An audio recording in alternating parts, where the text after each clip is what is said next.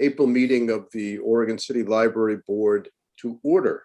Members present are Cynthia Andrews, Nick Dirkman, Carrie Linder, Larry Osborne, and David Goldberg, and staff, Greg Williams, Library Director, and Denise Butcher, Library Operations Manager.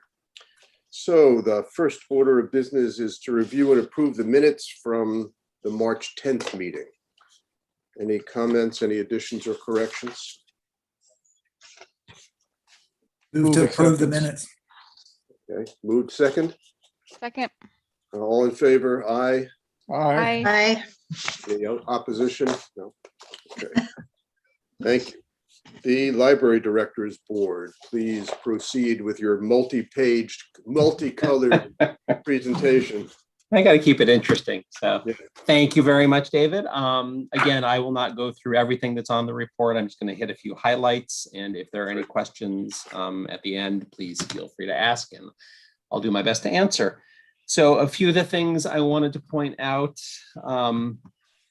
The first thing was I was very proud of one of our staff members, Jen from our Adult Services Department, co-presented a pre-conference session at the Oregon Library Association Conference. The topic of the pre-conference of the session was the disability community in the library, and Jen was asked to present specifically about what we've done in Oregon City, talking about our BAM group, because accessibility matters. So Jen presented to a group of over 50 library staff throughout the entire state, talking about what we've learned and what we've done. And I just think it was a great opportunity to help raise awareness throughout libraries in Oregon about some of the challenges that our disability community faces, how we can better address those, and to toot our own horn a little bit. So congratulations to Jen. It was really great to see her invited to present there, and it turned out really well. Right. Speaking of staff achievements, the staff knows that I get a little insufferable when it comes to trivia, so I'm just going to have to point out that we did have a citywide trivia contest, which Denise was helpful in Denise and her Sunshine Committee organized. The library did very well. The library teams took the 2 top spots in the citywide trivia contest, and I might have won, had the highest score of the entire thing. So I just had to, officially get that in the record and put that on, We're so proud of you. Posterity. We're so proud of you. We are so proud. If I do nothing else, got that. On library grounds and facilities, I just wanted to bring this up again. A few months ago, we had let you know that we were looking at putting a single rail on the steps outside the library to help prevent some damage that we're seeing from skateboarders, basically, Right. grinding on that lower step. I just wanted to bring this back to you to let you know we took another look at it, and aesthetically and to make it work better, we're planning on putting about 5 of those rails in there. And so you've got a picture in the director's report of kind of what that will look like, where they'll be spaced. I just wanted to bring that to everybody's attention. And again, the main reason is basically if you count about 3.5 rails over from the right-hand side of that picture, we just get lots of damage. That big long stretch of step is very inviting for our skateboarders. And so we want to make sure that we preserve the steps outside. So just wanted to bring that to everybody's attention. I think that also will, for me, make those steps more visible for the for low vision people, to recognize that those steps are there. I mean, not that you. So yeah, I think it looked really good. Oh, good. Yeah, we had talked a little bit about the thought behind not having those rails originally, and I think the idea was it might be nice to have a long uninterrupted place for people to sit, but that's not how they're being used. And like you say, it's that does make it harder to see. So yeah, I think they'll work well. I think they'll. Yeah, I think people sit around the circle, the water circle, much more readily. Yeah. Yep. All right. Rails. I'm going to leave that till the end. I wanted to point out. I'll skip around a little bit. We were really pleased at the participation in our Rain and Shine Challenge. I think I mentioned that last time that we were going to start doing that. That was a partnership with our Parks Department. and we were able to use our Beanstack Summer Reading platform to kind of host this challenge. And so what we did was we set up a series of badges that folks could learn. You log into the Beanstack app, you complete the activity, and you can claim your badge. And every time you claim a badge, you get an entry into a prize drawing.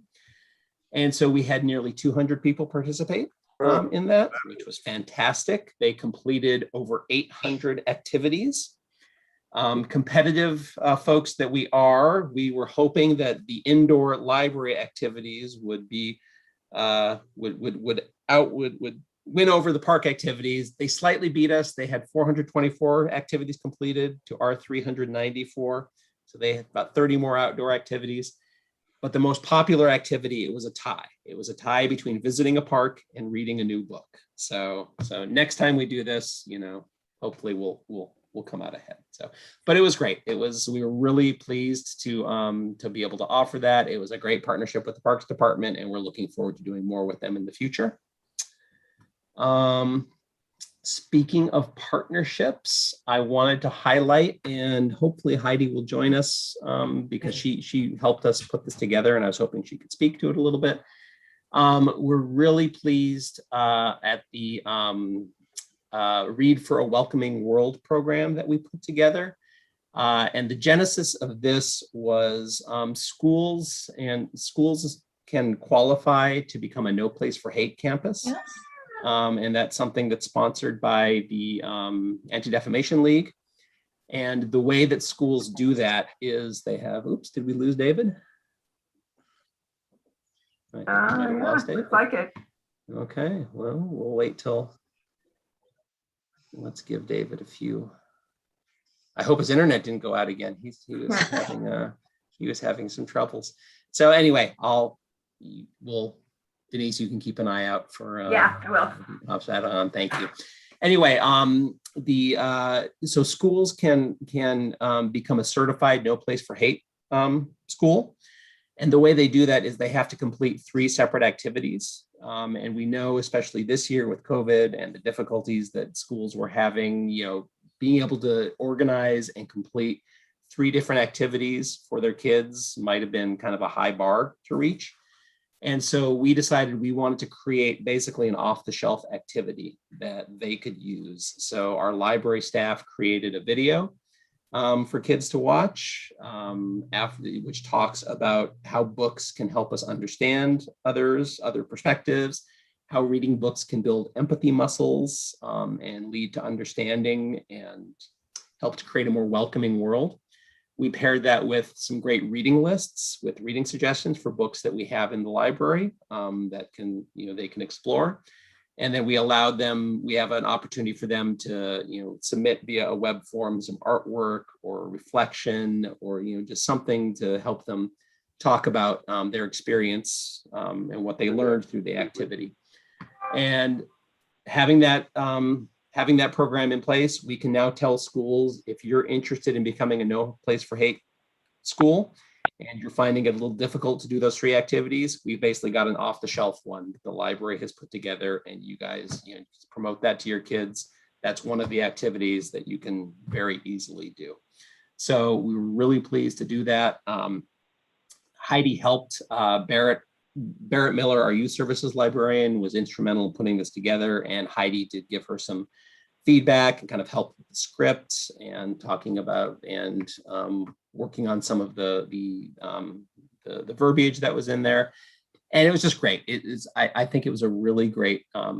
The final product was great. I loved the animation and the music that Barrett got in there, and so we're really pleased to be able to offer that to the schools. So if you haven't had a chance to look at it, I put the URL for the webpage in there, and I encourage everybody to watch the video. It's a challenge putting together a video that appeals to kindergartners through through older kids, but I think Barrett did a great job of that. And then finally, the last 2 things I wanted to talk about were, I hope everybody has seen either in my report or online or via the newsletter that we sent out. Starting Monday, we are transitioning from appointment-based hold pickups to self-serve hold pickups in the library. So we're very excited about that. We will be limiting capacity. I put a picture in there. We're going to do it out of our existing holds room in order to maximize the space that we have available and to make sure that we can allow people adequate physical distancing. We have moved all of the DVDs out of that room. So we can get, it's about 600 square feet. We can get under current guidelines from the state library, with Clackamas County being in the high risk level, we can get 5 people into that room. We're going to reserve one of those spaces for staff. So we'll be able to have 4 people coming in and out of the library into that room, picking up their holds at any one time. We've got some new people counters, which should help us keep track of the number of people that are coming in and out. So that will be, we're looking forward to getting those implemented and using those. And we're very excited. It's going to be a change from what we've been doing since October, or no, since June. So very excited about that. We will, of course, keep you posted on how that goes, but I have no reason to think it'll go anything other than swimmingly. So staff has spent a lot of time thinking this through and putting it together and making sure that we can do it safely and efficiently. And then that sort of leads into something we'll talk a little bit about in addition with one of the discussion items. I mentioned that we had to move the DVDs out of, or we chose to move the DVDs out of the holds room in order to accommodate that. So as we started moving things around, space, like any other resource, is a finite resource. We have a limited amount of space in the library. As we come out of COVID, we're going to have to start thinking about how we kind of retool some of our internal processes, how we kind of relocate some things to make sure that we have a safer environment.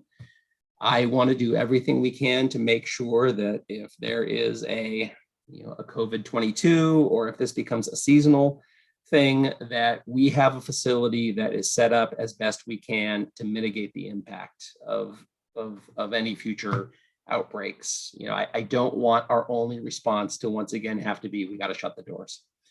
So I want to make sure that we have spaced things and done what we can to give us that flexibility.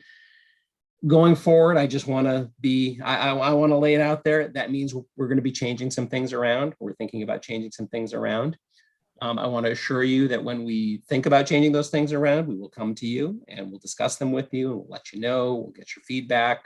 Our goal is not to do anything in isolation, but there will probably be some changes to the way that we have spaced things around the library. So I'm just letting everybody know that. And one of those is, it may be the DVDs. So we have moved the DVDs upstairs to where the computer lab used to be.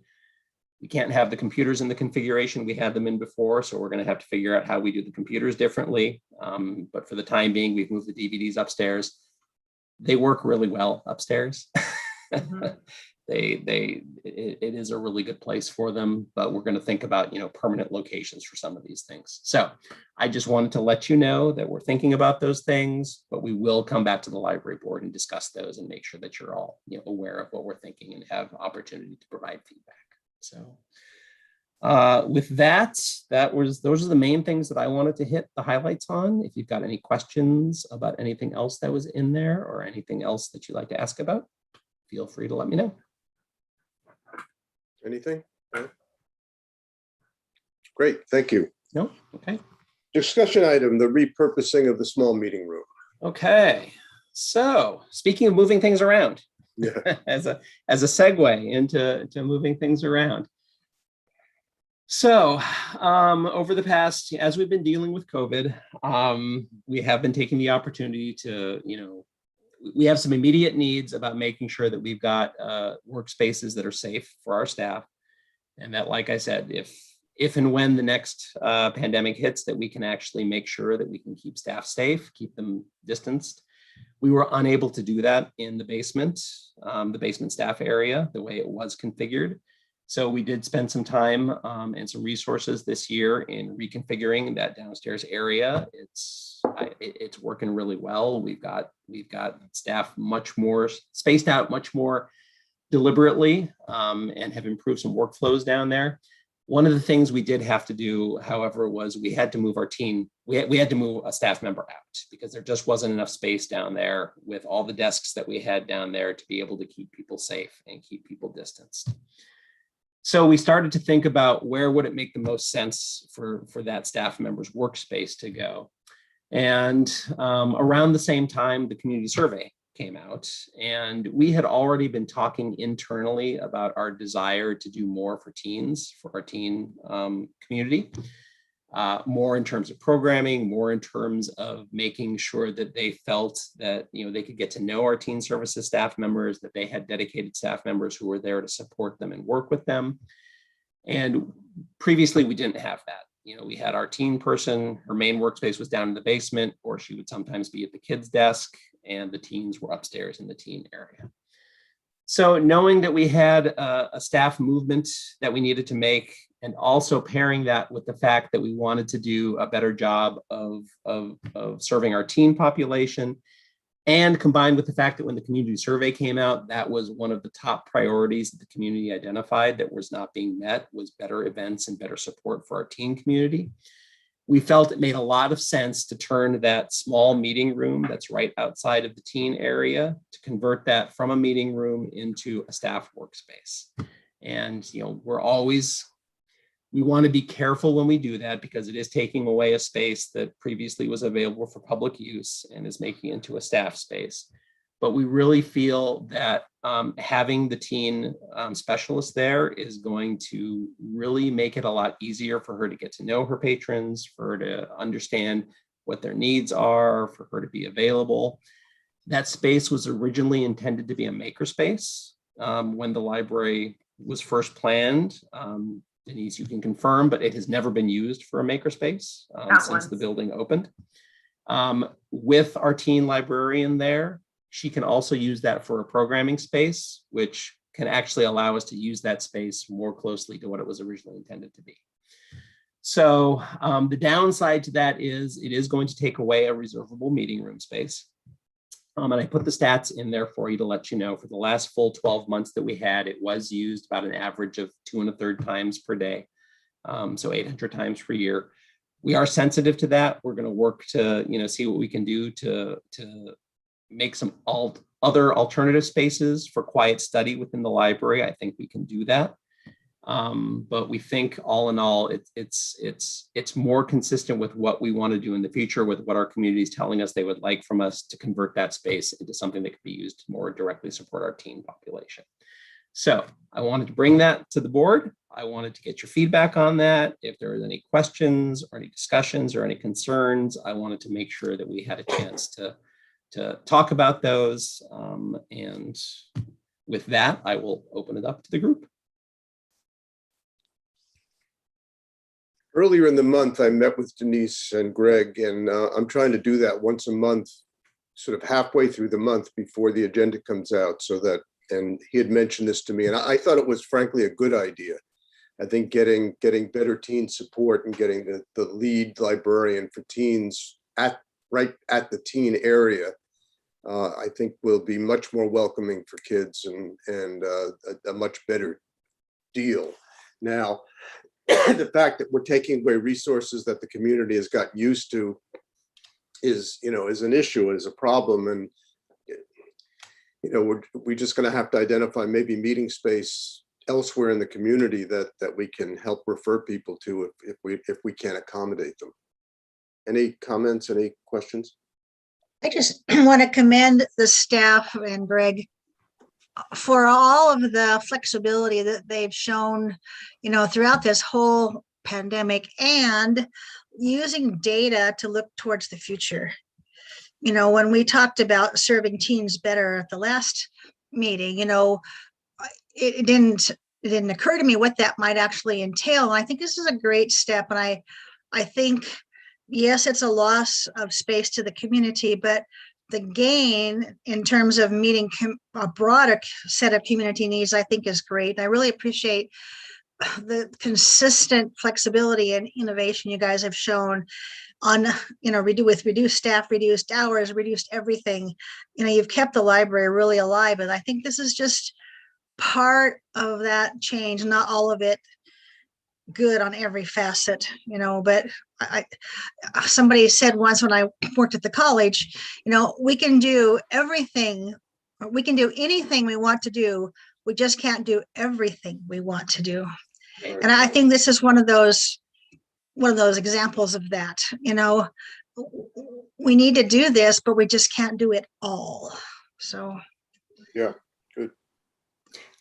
Thank you so much for saying that, Cynthia. I really appreciate it, and we feel the same way. It's we know that there are going to be trade-offs, as we identify, some needs that we have, and I'm going to steal that line as much as I can. Yeah, we can't do everything, so we have to prioritize and make some choices. But we feel pretty good that this is a really good choice for us to make. So. I agree. I agree that it sounds like a really good idea.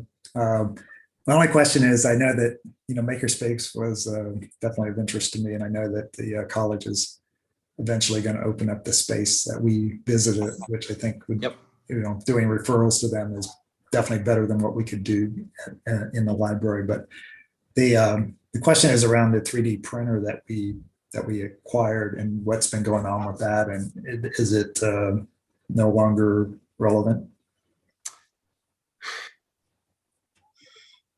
I can speak to over the past year, and yeah, it hasn't been getting a lot of use over the last year. Denise, correct me if I'm wrong. We got another 3D printer. There was a program. We got a second smaller one that we got for free when Aaron signed up for something. Yeah, and so I think it's. Our 3D printer that we had in the library was never going to approach anything that they have at the college, right? So it was, to me, it was always, it's be kind of a gateway. If you're interested in this technology, hey, come to the library, try it out on something really small. And if it's something you're really interested in, here's some more resources to do more. I think the hardware that we have is probably, great, still good for that purpose. I'm kind of excited because during the pandemic, one of the things that we've done are craft kits, and one of those has been a teen craft kit, and it's been really popular. We get lots of teens interested in signing up to make things, and so I think that this might be a really good, having the teen person there, still having the 3D printer in her office. Yeah. I think that gives some more opportunity for that 3D printer to actually get some use by some folks who will think it's, pretty neat. And for the people, I would think adults probably have a more sophisticated use case for it. And for them, we can help them, get them contacted with the college. Right. And go there. So yeah, now before we close, I don't know how often it got used. So I'll punt to Denise on that. It was never used by the public.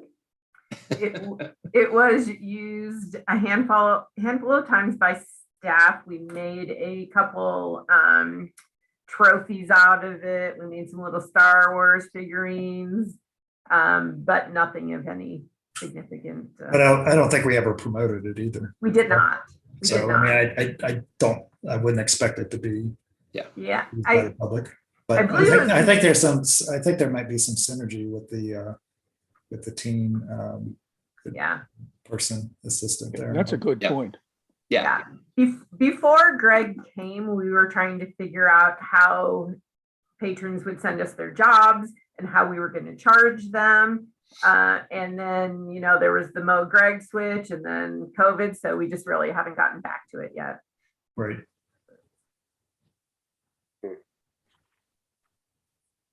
Okay. Hey. So I learned a couple of new terms today. One was space challenged. I thought that was, I will use that elsewhere. And then the Mo Greg thing. I like that. That's well, I can share that in the library, we are Denise and I are frequently referred to as a single entity, which is Grenice. So, yeah. Which I like to think shows how well we work together. Yes. And what a unified front that we that we present. So I think so. Okay. Any other questions about the space? Great. Any other insight based on COVID stuff as to what the next I mean, we're going to open up to you know, Yeah. pick up and. So yes, so in your packet, we created a graphic to help kind of give a little more estimated timeframes to the community about what the next steps were. So our next step that we're looking at is public computer usage. So we've got the computer set up. One of the priorities for us, in order to do this as safely as we can, and also to give us more flexibility longer term, was to figure out how we can do more remote computer support. Honestly, a lot of what we do at the library at the adult services desk, I conservatively 80% of what we do at that desk is computer support, is helping people coming in for public computer use. And knowing, you know, that it's a very heavily involved task to provide that support in an era of distancing, that's really hard to do. So we've got some software, some remote assistance software that we're really excited to be rolling out. We're hoping that that's going to let us help people in very similar fashions to that we did before, but to be able to do it remotely. When we're back in the building and back, you know, open in the longer term, that should also let us provide support from anywhere we happen to be. So if, you know, we know we've got a very busy computer time, or we've got lots of people using the computer lab and the one person is overwhelmed, I can have another staff member at their desk in the basement. I say, I need you to log on and provide some computer help there and provide a backup. So that's kind of our next step. We're anticipating, we have told the community May. That is going to be, we still kind of want to watch and see what happens with the county risk level. And we're still looking at how our vaccination schedule is going. I would anticipate that's going to be sometime within the first couple of weeks of May that we're going to get that done. The next step after that will be browsing. We want to open up the adults area, the kids area, and the teen area to a limited browsing. Probably to begin with, based on the space calculations we've done, and letting people, making sure that we provide enough space for people. We're probably talking about 30 people in the building at any one time, and we're going to have to do a little work to make sure that when those 30 people come in, they don't all go to the kids area. Because that's not something we can safely accommodate. We've got our people counters set up. We think we're going to be able to better handle that traffic and make sure that one area doesn't get overloaded. That's the short-term plan. Longer term, when we look at some of the things, you know, we're looking about reconfigurations or maybe doing it a little differently in the future. As I mentioned, I don't see a way that we can put the DVDs back into the hold room. That room previously housed 3 of our highest traffic services, which was holds pickup, holds or materials return, and adult media in a 600 square foot room. I'm just not comfortable doing that longer term. So we're probably going to keep that room, turn it more into a grab and go spot. If what you're trying to do with the library is return your materials, grab your holds, maybe pick up some new or hot items, and maybe get a couple of community, brochures. You need a bus schedule, you need a tax form. That's all going to be in that room right there. You can get in, you can get out. We're looking at moving the DVDs upstairs. We have some thoughts about how we can reconfigure the collections upstairs to facilitate some more browsing, give us a little more shelf space up there. The computers, we're looking at moving them into the Carnegie. We think we have some, we have some good opportunities for moving the computers into the Carnegie. I know that that's going to be another one of those potential changes, which is probably going to cause some community feedback, and that we're going to, I see.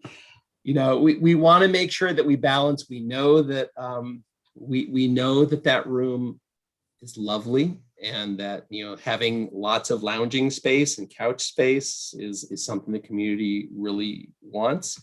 We're going to preserve as much of that as we possibly can. But again, we find ourselves in a position where kind of the reality that we're facing has changed a little bit. And we got to make we have to make some choices about where we locate things.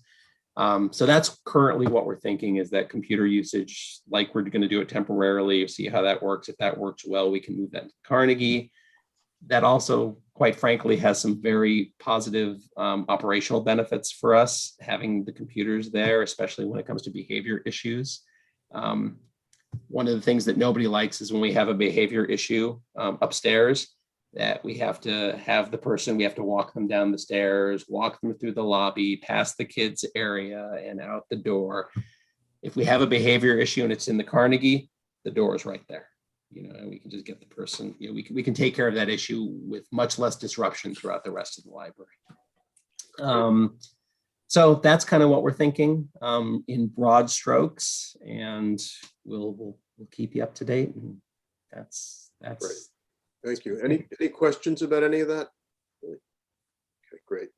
Okay, the other good thing is that I think we're going to have, knock on wood, we're going to have some opportunities through some of the federal the American Relief Plan Act. Hopefully we're going to have some opportunities to get some of that money to help with the cost of new shelving or new furniture or things like that. So we are paying very close attention to the opportunities we have to make some of these changes without spending, using all the resources that will be available to us to fund those projects.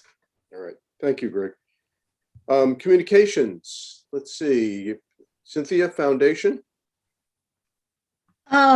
We did not have a meeting last month. Well, yes, we did late.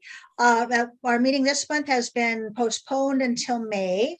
So I don't really have anything new to tell you other than things are just going along, and we're supporting Dolly Parton project and still pursuing partnership with the Oregon City Schools Foundation. So I'll have more after our meeting in May. Great, thank you. Okay. Nick, anything from the task force or the wider world of libraries? LDAC did meet last month, and we reviewed there was a survey of all the members of the task force, trying to get their input about how we might proceed forward. Some of it around just how we would conduct meetings and just how it would operate going forward. So that was really the primary thing that was addressed in the last meeting. And we have another meeting, and Greg, you have to help me because I can't remember. I know it's either May or June at the meeting. I believe it's June. I want to say like June 22nd is what's popping in my mind. Yeah. I tried to find my notes and I couldn't find them, but there's another meeting scheduled, and in the interim, there's going to be some folks that are going to be coming up with some options and for how we might move forward so that we can have that as part of the next discussion with LDAC. Okay, great, thank you. And Friends, Greg? So Friends, I'll report. So the first thing, we have talked to the Friends about rescheduling their meeting to better accommodate potentially Carrie being the liaison. That's proving to be challenging. They especially as they think about reopening more days, their meeting schedule and the availability of their board is constrained. So I know Wednesdays don't work for you, Carrie, and the other days of the week that we pitched, that they didn't. It doesn't seem like it's going to work for their board either. So I'll talk with Linda some more, but we may have to identify. I'm so grateful that you were willing to do it, Carrie, but if we can't make the scheduling work, we might have to think about a different liaison. If it proves impossible for Carrie, I can do it. Okay. Oh, great. Thank you, Oz. Good. Okay. Any other communications? And the only thing I did want to, on the Friends, I do want to pass on that they are, they're doing well. They are looking at, during the month of May, reopening on Tuesdays, adding one more day to their schedule. And then in June, they are thinking about opening back up on Saturdays. They're with vaccinations proceeding apace, they are getting more of their volunteers back, which gets them, helps them open more. So, but they're still doing great on their limited hours. They've really kept an even keel finance wise during this whole thing, which is great. So Right. Where do we stand on vaccinations? I've gotten both of mine now. Got both. Yeah, Yep. I've got my second one tomorrow. good. So I'm very excited. Sort of knocked me on my back for 2 days, but that's, Did it? yeah, the second Oh. one did. Oh, goodness. Well, well, it's all worth it. Staff wise, we're really pleased at our staff. If all goes well, we are going to have a substantial majority of our staff fully vaccinated and having passed, their 2 week waiting period after the second one, mid to late May. That's So especially when I hear about some other industries and municipalities who are, they're people, they have less of an uptake rate in vaccination, but our staff has been very much, we want things back to normal. We want to get back to doing what we do best. And so Right. Point me at that needle and There we go. Okay, there is one other future agenda item, and it's, one of the things we talked about was outreach and improving accessibility to all sorts of different groups. And when I met with staff this month, we talked about sort of how to do that and how to start, because it's in the strategic plan as well. And so sometime in the next month, I'm going to be sending each one of the board members an email, just asking what you're interested in. Is there a subpopulation, whether it's a rural area or it's gay and LGBT people, or it's college students, or whatever popular, or it's Spanish speakers. If there is a particular population that you have an interest in working with staff and with me on improving strategy to have better outreach to that group. And if there's not, that's fine. Just send me an email back saying that's fine. I'll be sending individual emails because otherwise it's a public meetings issue. And so send your response back to me. Also, if anytime during anytime you have questions or concerns that you want the board to bring to staff, as I said, I'm meeting with Greg and Denise now monthly, and I'm happy to field those. So don't be shy about sending me emails or texts in order to do that. So Nick, anything? I actually had another a question from the handouts that came out, and I think this will be quick. Yeah. I know that you're in the budget process, and the first round of the budget is now prepared. My question is do we still have monies from the general fund that's part of the library budget? Yes, we do have general fund. I want to make sure we don't talk too much since we're in budget season. I don't want to, the budget is going to come out. It should be published on the 19th, I believe. Okay. The current proposal that we have going forward, there is still some general fund contribution that the city is making. There are also some cost allocations that they are making as well. Okay. So I will say that it's still a net positive general fund contribution, but I'm not telling tales out of school. You'll see as it's gone down from previous years. So okay, will that be reviewed next month? Yes, when the budget is out, I will make sure. Again, budget timing is such that if the first budget hearing is going to be on May 3rd, which is going to be before our next board meeting. It's possible they've got up to 3 budget meetings scheduled, but potentially they could get done in one meeting. I don't know how it usually goes here at the city. I know at the county, they'd never get done in a day. Last year it was one meeting. Was it one meeting? So, if once the budget is published, if you do want to have like a special work session just to go through it, I'd be happy, we'd be happy to do that. It would just be something we'd have to schedule before the May 3rd. Okay.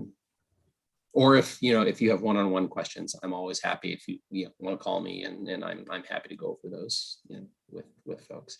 I will say generally, I'm pretty pleased with what we've been able to do with the budget. We have gotten one of the most positive things is that we have a better understanding with the finance department, consensus on what an appropriate reserve level is that we need to have in the library fund, appropriate reserves for capital.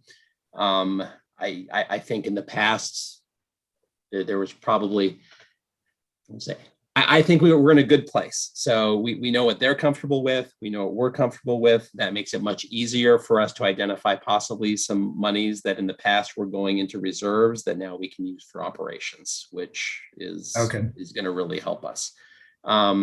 Staff wise, we're able to keep the, we had, hi Heidi. We had been able to increase our staff. I brought this to the board a few months ago. I can't remember exactly when. We turned a part-time position into a full-time position for IT support. We're going to be able to retain that going forward. And in our proposal, we do have a proposal for one more staff position, which is great. It's something we've desperately needed. So we're excited about that. For our on-call budget, we've kept that pretty much the same, to make sure that we can continue to staff, for our needs. Of course, Denise and I are always looking at ways to do that more efficiently and be as responsible as we can with our staff dollars. So, but budget-wise, I'm feeling pretty good about it. Okay.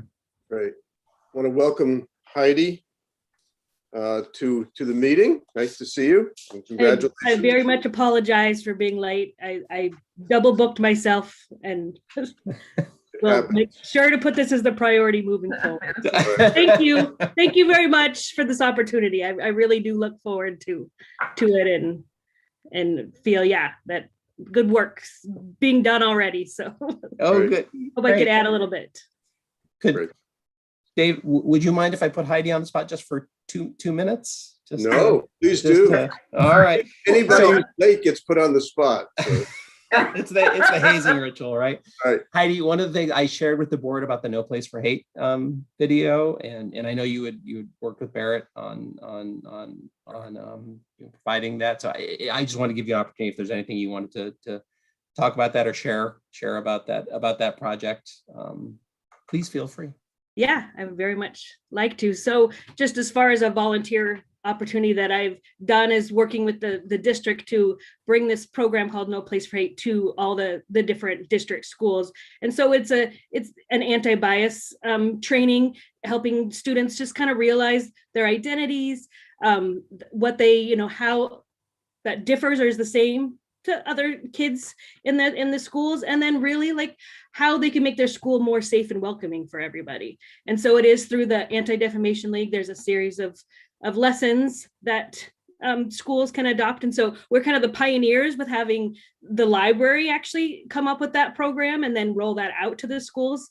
Generally, it's very much an individualized kind of school basis, but with our online format and with just making sure that all students could have an access to that, great windows and mirrors lesson plan, and then the kind of the guiding questions, and then Barrett put together that great list of resources to support it. It just made sense for the library to go ahead and host that. And then thanks to Barrett for taking a whole step further with getting that portal where kids can upload some work. So if they're inspired by some of the books they read and that really they want to do some drawings or some writings based on that, then that can get uploaded, and there's going to be a digital display of that, and then hopefully an in-person or physical display in some of the city buildings as well, just to show some of the work that the students have been doing based on that the No Place for Hate program. So yeah, it's a great partnership. I was the Tigard librarian had heard about it and already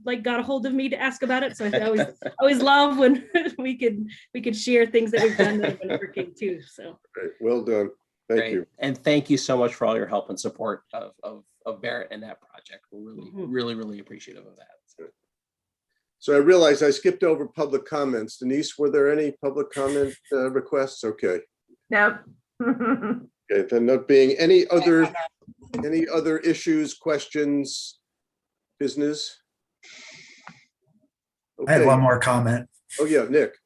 I just wanted to recognize the the work and the cooperation that has happened over the last year between the library and the school district. I mean, I know that when we were doing the strategic planning and, in the past, it just felt like we weren't together. And over the past year, I think it's really blossomed. And I think this is another example with that program that was worked through. So I just wanted to express my appreciation for all the work that's been done and the fact that it's such an improvement, and I think such a value to the community to have the library and the school district working so closely together. Yeah, I agree. And the college. Thank you. Okay, anything else?